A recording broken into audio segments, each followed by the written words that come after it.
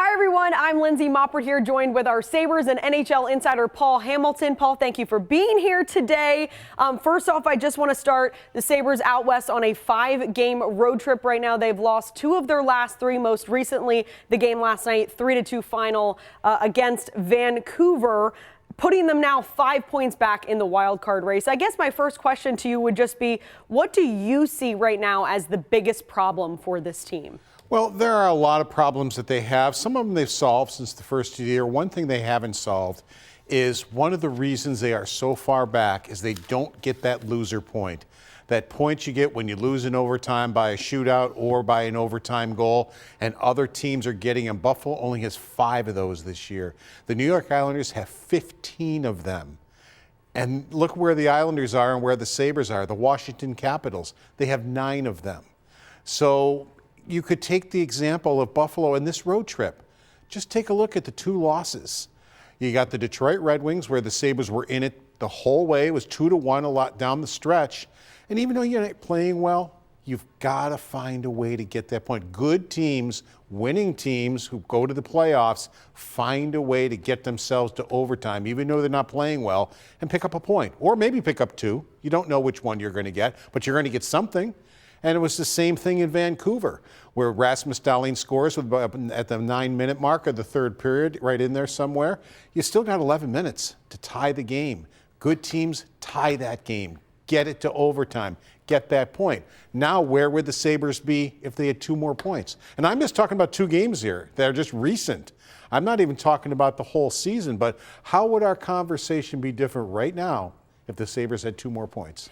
Well, right, Paul, and I think the biggest thing is that the opportunity is there, right? Last night, I mean, they were clearly not playing their best. It was a completely opposite start than looking at that Seattle game and how that game started. Last night, they're being outplayed, but guess what? The score is still 1-0. It could have been 3-0 by that point, and that is your opportunity right there, like you said, to pull that game and push it into overtime to make sure that you get a point, a crucial point. Your goaltender, Devin Levi's playing really well for you and keeps it 1-0. Then it gets to be 2-0, but Rasmus Dahlin, he comes through and gets that goal to make it a 1-goal game for them. And you still have half the third period now at a 1-goal game. And the Canucks didn't get the empty net goal till about 18 and a half minutes. So they got it right at the end. So you had most of the rest of the third period, and that's where good teams, Don Granato likes to call it their B game. They're able to play their B game, even though maybe they're fatigued, travel, not huge travel, but back-to-back. Right. But you found your B game to get a point or get 2 points, and that's, look at the Boston Bruins. They have 15 loser points, and they have the best points percentage in the National Hockey League. And Paul, I think one of the big storylines of the season everyone knows is inconsistency, right? I don't know if, you categorize the past couple of weeks maybe as that. They've definitely been dealing with that a little bit better. But what would you say stands out about this team's recent level of play the most at this point? Well, they really improved their defense, since the first. And before they played this Vancouver game, if you went back to February 21st, the Sabres had picked up 19 points from February 21st up until the beginning of last night. That's second in the league. Nashville was the only team that had more points with 22.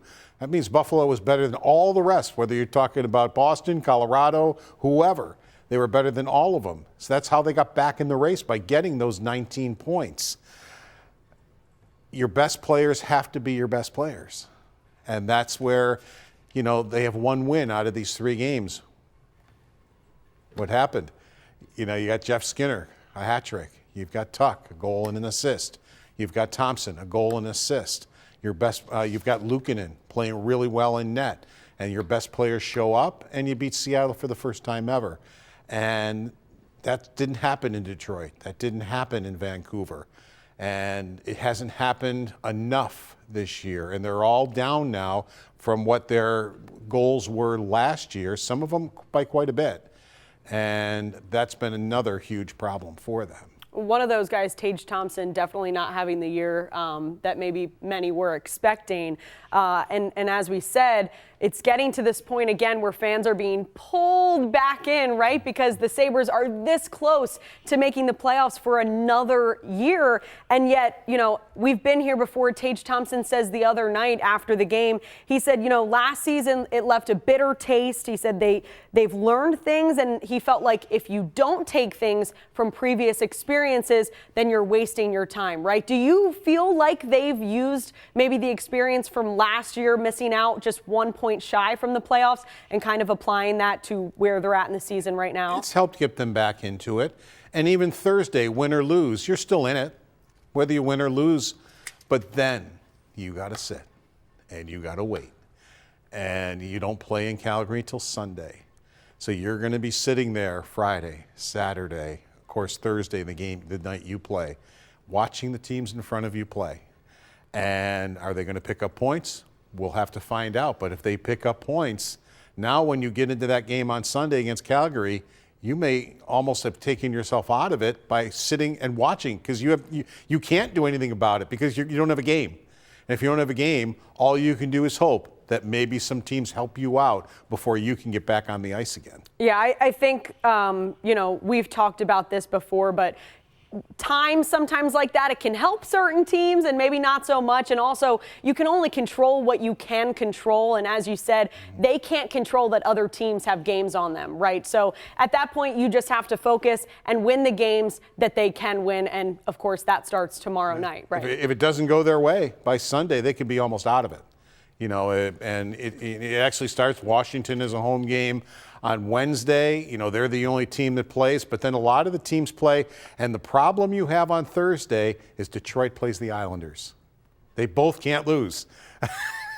And they both could pick up points on you, and they're both ahead of you. And that's the problem when you've got three teams ahead of you like that. Well, they play each other.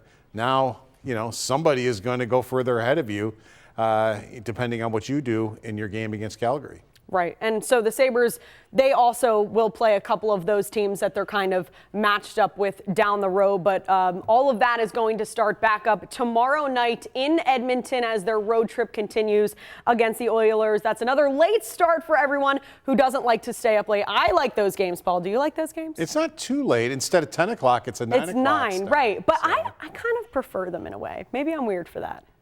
I'm okay until it gets to be after the game and I have to still work and, do the stuff of, get stuff up for your website and everything. It's different for us. That's when it's a little, you're yawning and you got the tears running down your cheeks as you're yawning, trying to get everything done. All right. Well, until then, for Paul Hamilton, I'm Lindsay Moppert, and we'll see you here next week.